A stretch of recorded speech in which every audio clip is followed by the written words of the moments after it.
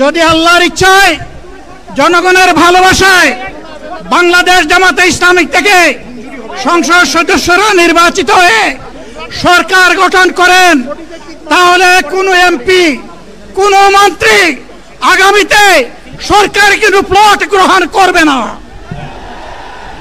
কোনো এমপি এবং কোনো মন্ত্রী ট্যাক্সবিহীন কোনো গাড়ি চড়বে না।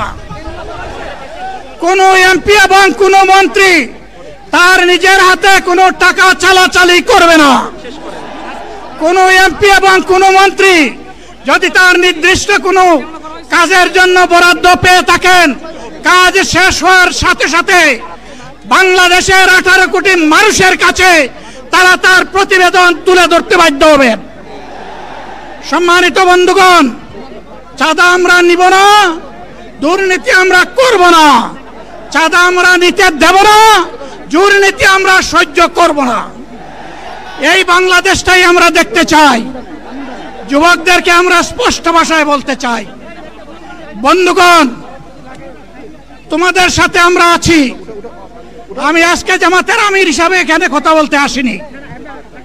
আমি এসেছি বাংলাদেশের 18 কোটি মানুষের একজন হয়ে কথা বলতে। আমি শিশুদের বন্ধু, আমি যুবকদের ভাই, আমি বয়স্কদের সহযোদ্ধা, আমার বোনদের আমি ভাই। সুতরাং তাদের মুক্তির জন্যই আমি দায়িত্ব নিয়ে আজকে এখানে দাঁড়িয়েছিলাম। আল্লাহর ইচ্ছা শরীর আমাকে সাময়িকভাবে সহযোগিতা করে নাই, এটাও আল্লাহর ইচ্ছা যে এখন আল্লাহ আমাকে কথা বলার সুযোগ দিচ্ছেন। আমি বলতে চাই, বাংলাদেশের নির্দিষ্ট কোন শ্রেণীর মুক্তির জন্য আমাদের এই লড়াই নয়। রাস্তার একজন পরিচ্ছন্নতা কর্মী, চা বাগানের একজন শ্রমিক,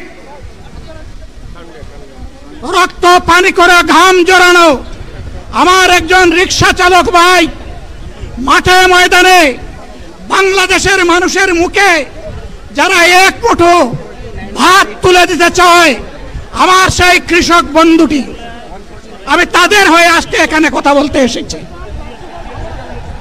আমি কোনো অভিজাত শ্রেণীর হয়ে এখানে কথা বলতে আসিনি। আল্লাহ তাআলার অশেষ মেহেরবানি, আজীবন সকল রক্ত চক্ষুকে উপেক্ষা করেছি, জেল জুলুমের পরোয়া করি নাই। আমার আফসোস, 24 সালে জাতিকে মুক্তি দিতে গিয়ে যারা জীবন দিয়ে শহীদ হলো, আমি তাদের একজন হতে পারলাম না। আপনাদের কাছে দোয়া চাই, ইনসাফের ভিত্তিতে একটি দেশ গড়ে তোলার জন্য আগামীতে যে লড়াই হবে, আমার আল্লাহ যেন সেই লড়াইয়ে আমাকে একজন শহীদ হিসাবে কবুল করেন।